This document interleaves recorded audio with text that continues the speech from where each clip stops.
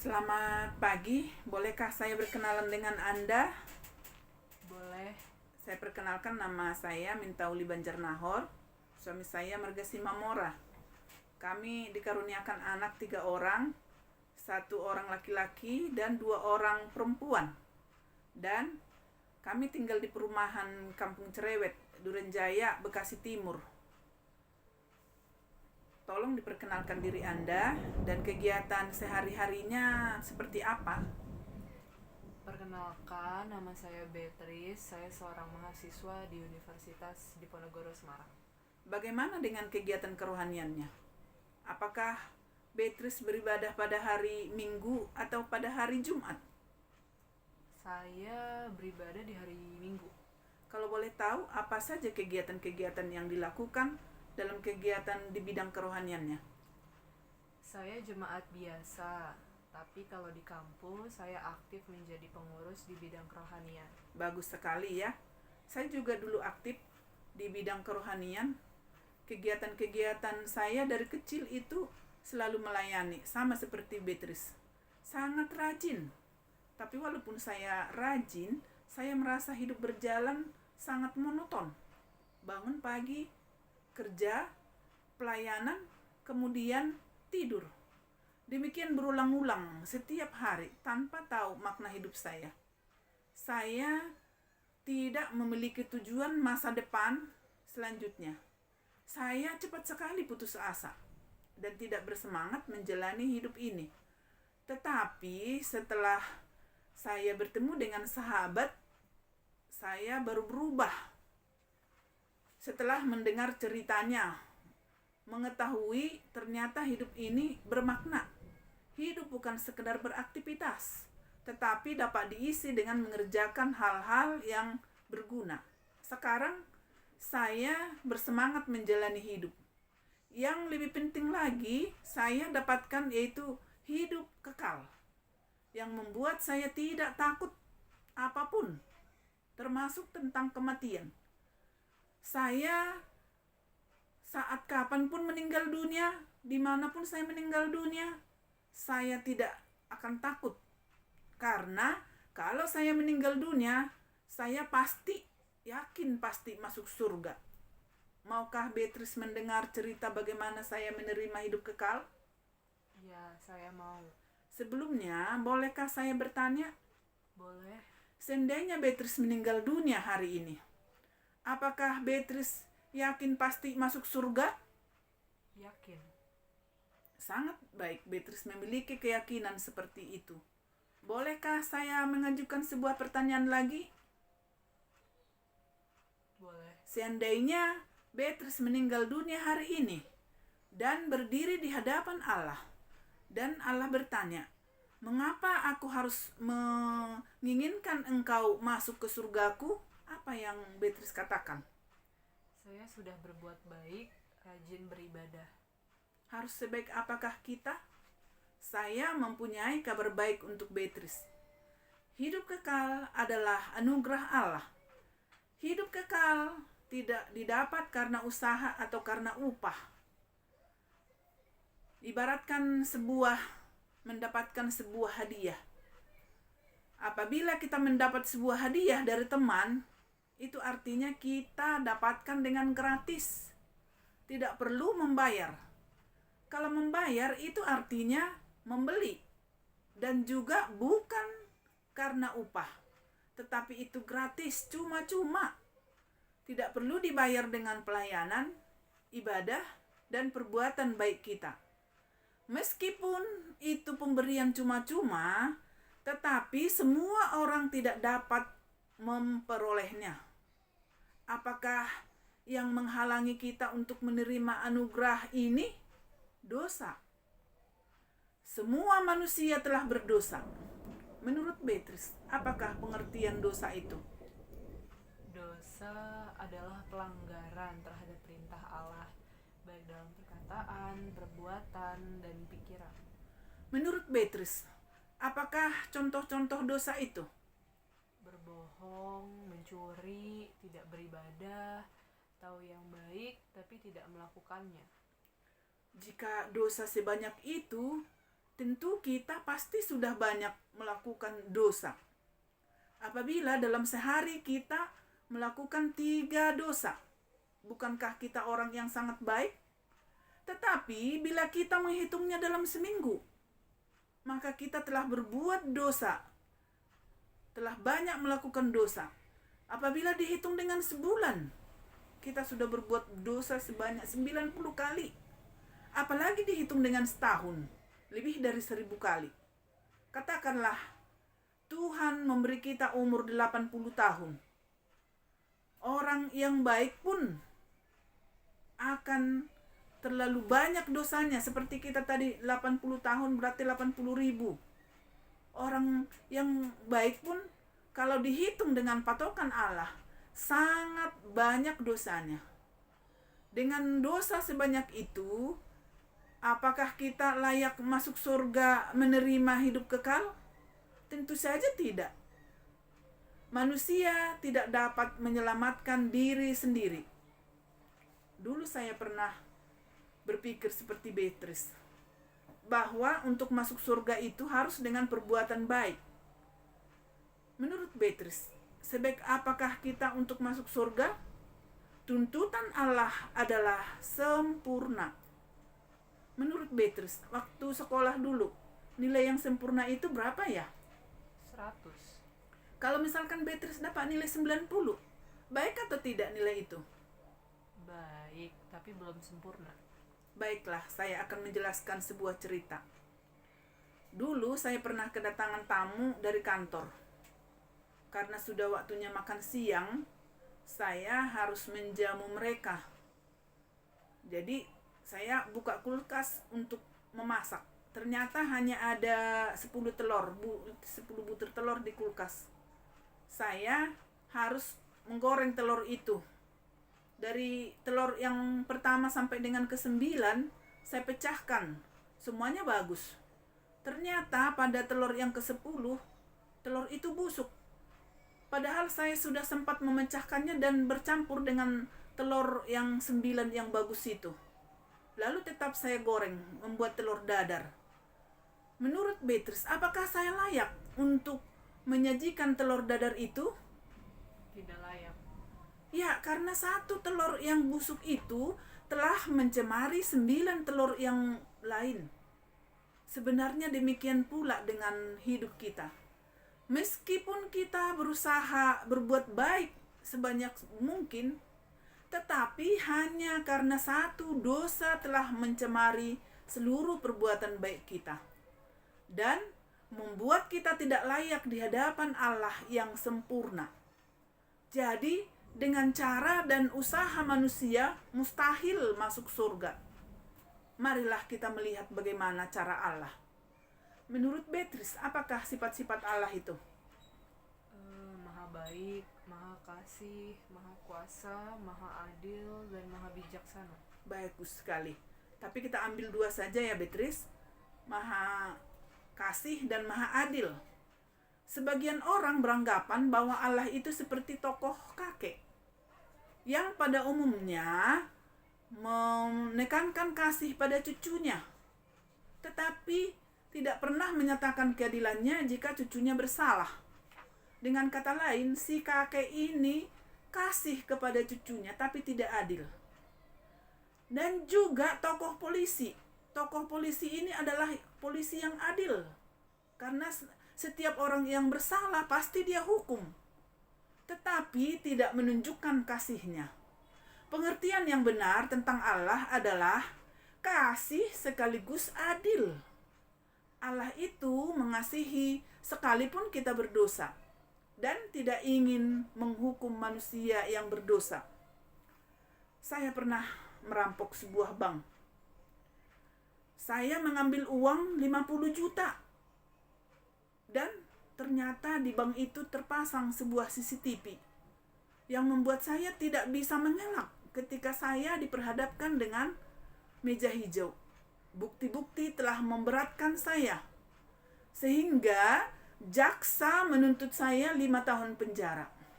Dan saya berkata, "Hakim, saya merasa bersalah. Saya menyesal merampok bank itu. Saya terpaksa melakukan itu karena saya tidak punya uang. Saya mau menyelamatkan suami saya yang lagi sakit. Saya harus bawa dia berobat. Karena saya tidak punya uang, terpaksa saya harus melakukannya. Dan sudah mengembalikan uang itu Pak Hakim. Dan tak seorang pun, gak ada yang terluka seorang pun.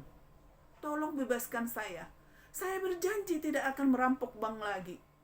Apakah hakim itu dikatakan adil jika membebaskan saya? Tidak. Dia bukan hakim yang adil jika dia membebaskan perampok bank hanya karena saya sudah mengaku bersalah, menyesal, dan berjanji akan tidak merampok bank lagi. Kalau ini terjadi, maka tidak ada satupun bank di dunia ini yang merasa aman. Begitu juga dengan kita orang berdosa. Allah pasti menghukum kita, dan hukumannya adalah maut, yaitu masuk neraka, kematian selama-lamanya. Mengertikah Petrus masalahnya? Allah itu adil, dan dia harus menghukum orang yang berdosa. Tetapi dia juga kasih dan tidak ingin menghukum. Seperti ada dilema, bukan? Bagaimana kasih dan keadilan dapat bertemu? Inilah yang dialami oleh seorang pria yang bernama Samila.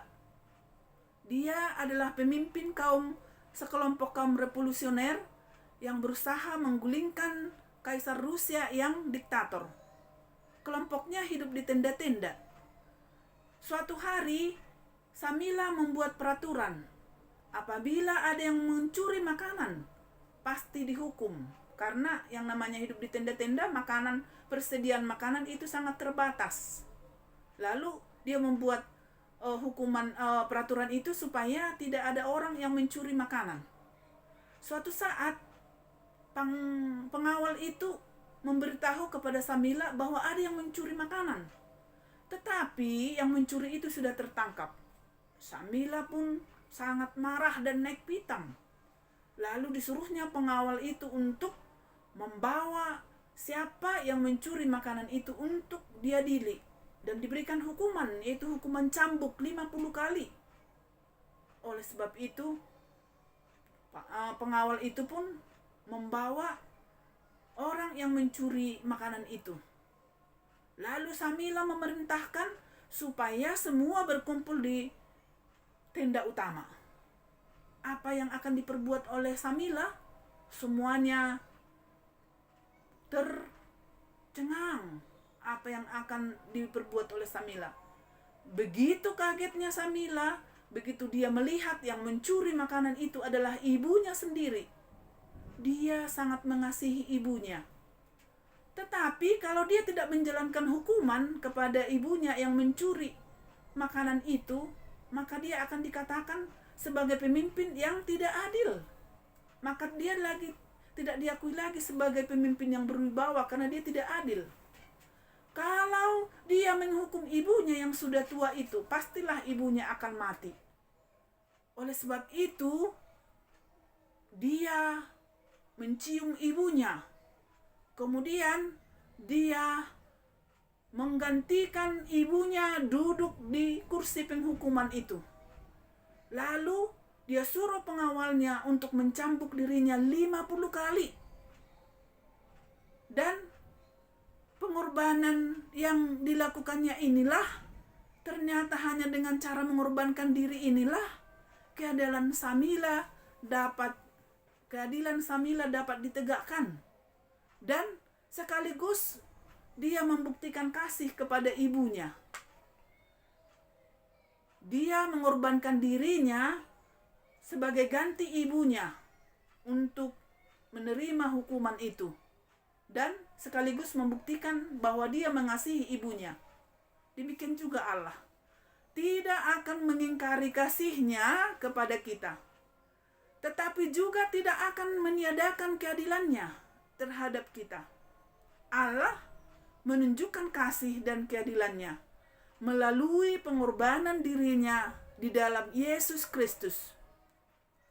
Yesus adalah Allah yang menjadi manusia. Yesus mati di kayu salib untuk menjalankan hukuman atas dosa kita. Bangkit, naik ke surga, dan menawarkan hidup yang kekal kepada kita. Apa yang dilakukannya? Coba kita perhatikan peragaan ini. Seandainya tangan kiri saya adalah manusia, tangan kanan saya melambangkan Allah. Allah memberikan hidup yang kekal sebagai anugerah. Tetapi ada yang menghalangi kita untuk menerimanya, yaitu dosa. Seandainya dosa dicatat dalam sebuah buku, kita adalah manusia berdosa. Allah adalah adil.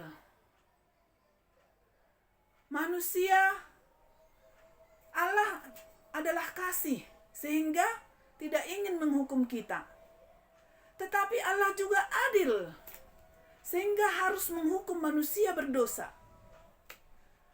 Bagaimanakah Allah menyatakan kasih sekaligus keadilannya?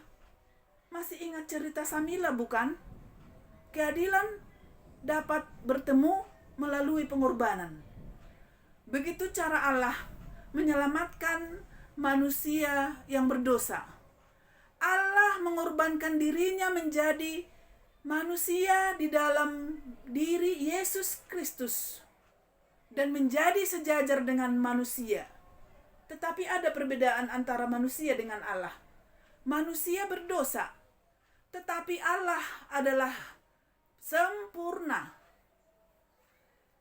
Tapi Dia yang sempurna, karena itu dapat menggantikan kita menanggung hukuman dosa, supaya kita dibenarkan oleh Allah. Di atas kayu salib, Yesus telah menjalani hukuman dosa. Sebelum Yesus mati, Dia berkata, "Sudah selesai." Artinya, Yesus telah selesai untuk menjalani proses penebusan dosa yang dilakukannya sekali untuk selama-lamanya. Tebusan yang diminta oleh Allah bagi dosa kita, yaitu maut, telah dibayar lunas oleh Yesus dengan kematiannya di kayu salib. Kemudian Yesus bangkit dari kubur, naik ke surga. Dan oleh kemenangannya atas maut, sekarang Dia menawarkan hidup kekal kepada kita sebagai anugerah cuma-cuma. Anugerah hidup kekal dapat diterima dengan iman. Iman itu ibaratkan adalah sebuah kunci yang dapat membuka sebuah rumah. Apabila kita bepergian, kita akan membawa serangkaian kunci, lalu pintu rumah kita tutup. Apabila kita balik lagi, serangkaian kunci itu tidak bisa sembarangan untuk membuka pintu utama itu. Hanya ada satu kunci untuk membuka rumah itu. Itulah kunci yang cocok. Demikian juga iman. Iman itu ibarat kunci, adalah dapat membuka pintu surga. Untuk membuka pintu surga itu hanyalah dengan iman. Iman itu ada yang dikatakan iman yang menyelamatkan, ada iman yang tidak menyelamatkan. Iman yang tidak menyelamatkan itu, misalkan kita melompat dalam gelap. Seperti yang kita ketahui, kalau kita melompat di dalam gelap, tidak tahu ternyata di tempat gelap itu ada jurang. Demikian juga iman yang melompat dalam gelap. Iman seperti ini adalah percaya tetapi tidak tahu siapa yang dipercaya. Iman Kristen didasarkan pada fakta Kristus bangkit dari kubur. Kemudian iman kita didasarkan kepada kebenaran bukan kepada harapan kosong. Iman berdasarkan akal. Misalkan saya tahu Gubernur DKI Jakarta Anies Baswedan.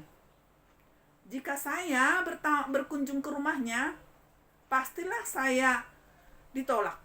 Meskipun saya kenal dengan Anies Baswedan, Gubernur DKI tersebut, dan tahu banyak tentang beliau. Sama halnya dengan kita. Kita tahu banyak tentang Yesus. Dia mati di kayu salib bagi manusia. Dia adalah Allah. Itu tidak berarti kita punya relasi secara pribadi dengan Yesus. Demikian pula, banyak orang tahu dan setuju Yesus juru selamat. Tetapi hanya sebatas pengetahuan di akal saja. Itulah iman yang berdasarkan akal. Iman yang sementara. Iman sementara ini adalah mengandalkan Yesus hanya untuk hal-hal yang sementara di dunia. Tetapi untuk hidup yang kekal, mengandalkan diri sendiri. Seperti mengandalkan amal, seperti mengandalkan ibadah, seperti mengandalkan perbuatan baik, dan lain-lain. Iman yang menyelamatkan adalah mengenal dan mengandalkan Yesus saja sebagai Tuhan dan Juru Selamat untuk memperoleh hidup yang kekal. Saya mau menjelaskan sebuah cerita. Dulu di Amerika ada pemain akrobat terkenal bernama Blondin yang dapat berjalan di atas tali yang direntangkan sepanjang air terjun Niagara. Pertama, Blondin berjalan tanpa membawa beban. Dia berjalan dalam atraksinya di atas tali tersebut.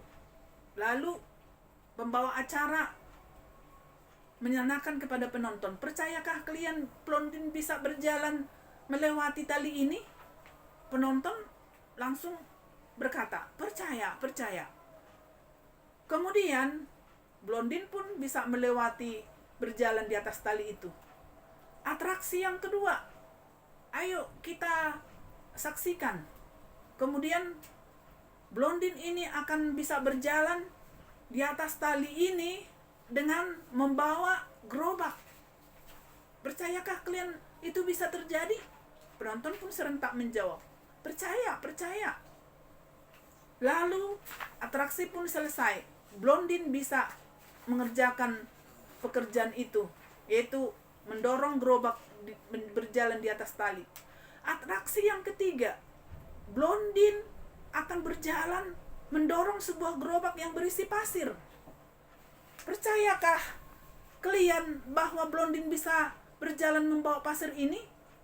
Penonton serentak menjawab, percaya. Kalau kalian percaya, siapa yang mau naik di atas gerobak ini? Semuanya diam. Tidak ada seorang pun penonton yang mau naik di atas gerobak itu. Lalu seorang anak kecil langsung berkata, saya mau naik di atas gerobak itu. Kemudian Blondin pun membawa anak kecil itu naik di atas gerobak yang berisi pasir, lalu mendorongnya hingga ke seberang. Penonton semuanya sangat khawatir saat itu. Mereka sangat takut apa yang terjadi dengan anak kecil itu, karena di bawah jurang. Kemudian setelah Blondin tiba di seberang dengan membawa gerobak berisi pasir dan anak kecil itu, kemudian seorang wartawan mewawancarai si anak kecil itu. Kok kamu berani sekali ya naik di atas gerobak itu? Lalu apa yang dikatakan anak kecil itu? Saya berani naik di atas gerobak itu karena yang membawa gerobak itu, yang mendorongnya itu adalah ayah saya. Ternyata anak kecil itu adalah anak Blondin sendiri. Apa beda percaya anak kecil dengan percaya penonton? Percaya penonton hanya di mulut. Tetapi anak kecil bukan hanya di mulut, melainkan mau mempercayakan diri hidupnya kepada Bapaknya. Iman yang menyelamatkan adalah percaya bukan hanya di mulut atau setuju di akal, melainkan percaya dan hanya mengandalkan Yesus saja sebagai Tuhan dan Juru Selamat untuk memperoleh hidup yang kekal.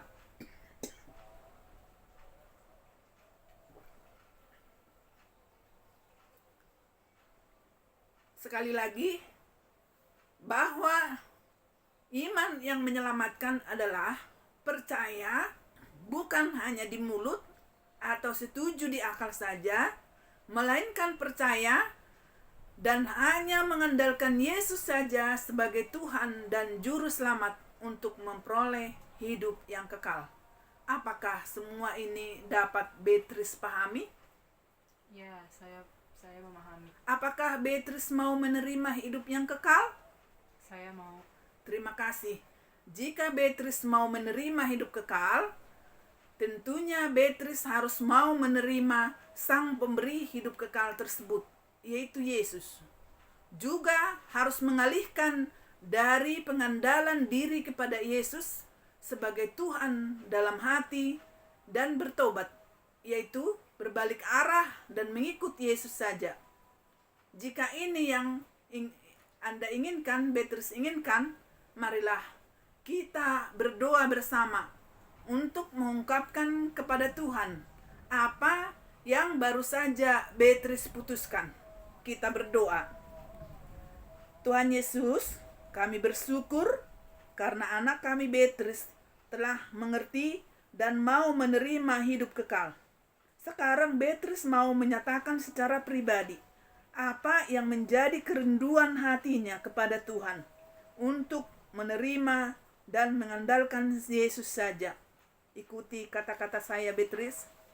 Tuhan Yesus Kristus, Tuhan Yesus Kristus, saya adalah orang berdosa saya adalah orang berdosa dan tidak layak menerima hidup kekal. dan tidak layak menerima hidup kekal. Tetapi saya percaya Tetapi saya percaya bahwa Engkau telah mati dan bangkit dari kubur bahwa Engkau telah mati dan bangkit dari kubur untuk menyediakan tempat di surga untuk menyediakan tempat di surga untuk saya.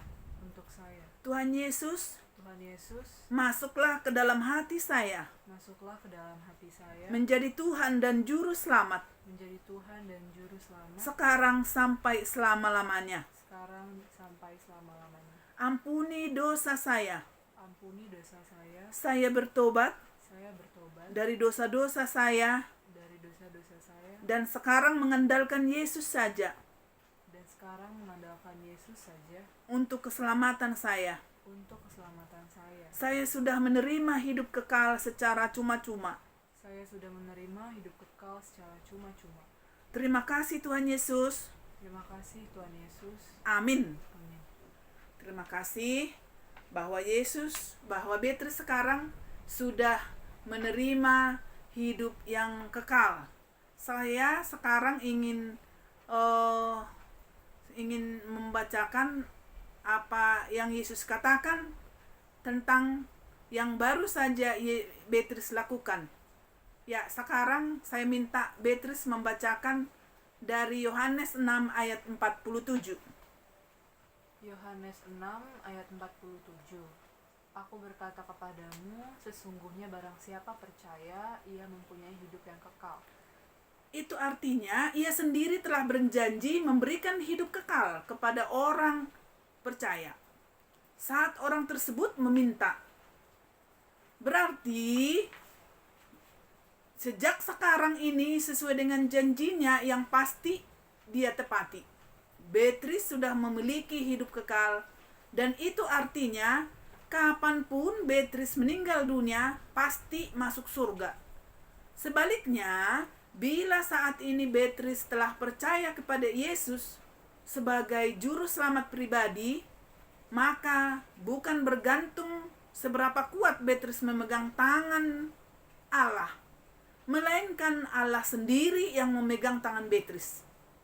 Baik, saya akan menunjukkan seperti apa Yesus memegang tangan kita atau memegang hidup kita. Anggaplah tangan saya ini adalah tangan Kristus. Anggaplah ini Kristus. Dan memegang tangan Beatrice. Ada kalanya iman kita menjadi lemah. Sehingga tangan kita itu lepas. Tetapi Kristus tidak pernah melepaskan orang yang percaya kepadanya. Itu berarti jaminan keselamatan kita terletak pada janji dan kesetiaan Allah sendiri, dan bukan pada kesetiaan kita yang rapuh. Jadi saat ini Allah sendiri yang memegang tangan dan menjamin keselamatan Beatrice, sehingga tidak ada yang akan dikhawatirkan lagi. Seandainya Beatrice meninggal dunia hari ini, apakah Beatrice yakin pasti masuk surga? Yakin. Seandainya Beatrice meninggal dunia hari ini dan berdiri di hadapan Allah, dan Allah bertanya, "Mengapa aku harus mengizinkan engkau masuk ke surgaku?" Jelas bahwa hidup kekal adalah anugerah Allah yang kita peroleh melalui iman.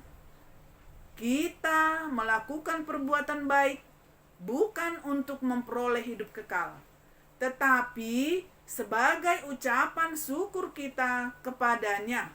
Efesus 2 ayat 10. Selamat datang dalam keluarga Allah. Mulailah membaca Alkitab sebagai makanan rohani. Apakah Beatrice punya Alkitab? Punya. Silahkan membacanya setiap hari. Selain itu, Beatrice harus selalu berkomunikasi dengan Allah dalam doa seperti anak kepada bapaknya. Beatrice juga harus selalu beribadah ke gereja setiap hari Minggu, dan mengikuti persekutuan di gereja, di kampus, dan dimanapun, dan saling mengisi dan menguatkan dengan saudara-saudara yang lain, terutama saudara yang seiman dan yang bukan seiman. Dan Beatrice harus bersaksi kepada orang lain tentang hidup kekal yang sudah Beatrice terima, yang sudah Beatrice miliki. Saya memberikan buku ini kepada Beatrice, dan dapat membacanya. Semuanya ada di buku ini. Ceritakan kepada siapapun bahwa hidup kekal itu ada di dalam buku ini, dan selamat memberitakannya kepada orang lain. Amin.